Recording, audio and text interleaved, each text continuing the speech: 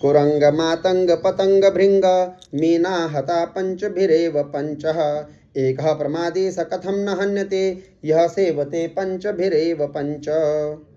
कुरंग मातंग पतंग भृंग मीना हता पंचभिरेव पंच एकः प्रमादी स कथम न हन्यते यह सेवते पंचभिरेव पंच। कुरंग बोलते हैं किसके लिए?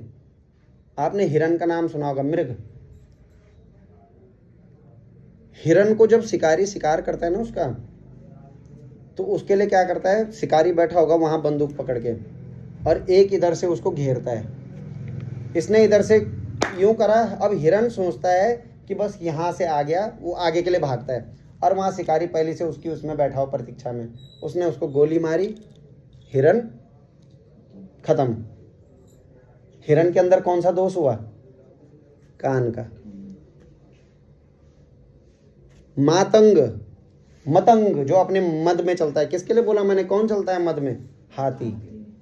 शिकारी को अगर हाथी को पकड़ना होता है, क्यों पकड़ते हैं हाथी को? भाई दांत होते हैं उसके बड़े, उनका भी तस्कर होता है। बीरप्पन मर गया लेकिन आज भी होंगे कुछ।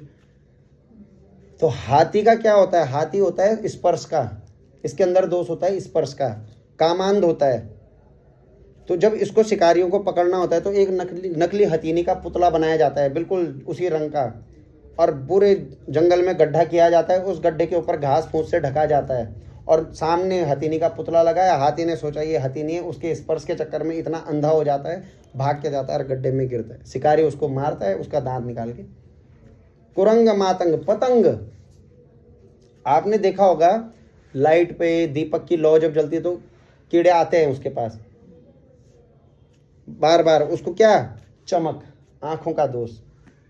वो सोचते हैं बस यही है कुछ, इसके साथ मैं मिल जाऊं, इस पे चला जाऊं, और बस उस दीपक की लौ पे जलता है, वहीं भस्म हो जाता है। भृंग भौरा, अच्छा खासा बेचारा शहद पी के आ रहा था, कुछ लेके आ रहा था, खुशबू फूलों से रस चूसते हैं। अब घर की तरफ आ ही रहा था, सायंकाल का समय था, लेकिन एक पौधा दिखा इतना सुंदर सा, बोला इसको तो जरूर, अगर इसका रस नहीं लिया तो बेकार ही है जीवन।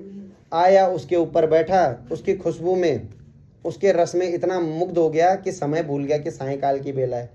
सायंकाल का समय था, अंधेरा होने को हुआ, पौधे ने अपने आप को बंद किया, ये वहीं भटक भटक के मर गया। और फिर बोलते हैं, बोला मीन, मीन बोलते हैं मछली के लिए। भौरे के अंदर नाक का स्वाद, नाक का क्या दोष, और जो मछली है, मछली के अंदर जीभ का स्वाद। शिकारी उसको पकड़ने के लिए कांटे में क्या फंसाता है? कुछ खाने के लिए फेंकता है, लेकिन वो अपने जीभ के स्वाद में इतनी हो जाती है, अंधी हो जाती है कि वो उसको पकड़ने के लिए आती है और कांटे में फंस जाती है। तो बोला क्या? कुरंग मातंग पतंग भृंग मीना हता पंचभिरेव पंच एका प्रमादी स कथम न हन्यते यह सेवते पंचभिरेव पंचना। इन बोला इन सब के अंदर एक एक दुर्गुण है, तो ये मृत्यु को प्राप्त होते हैं। तो बोला जो मनुष्य पांचों का सेवन एक साथ कर रहा है, इसकी मृत्यु क्यों नहीं होगी? ये क्यों नहीं फंसेगा कहीं ना कहीं?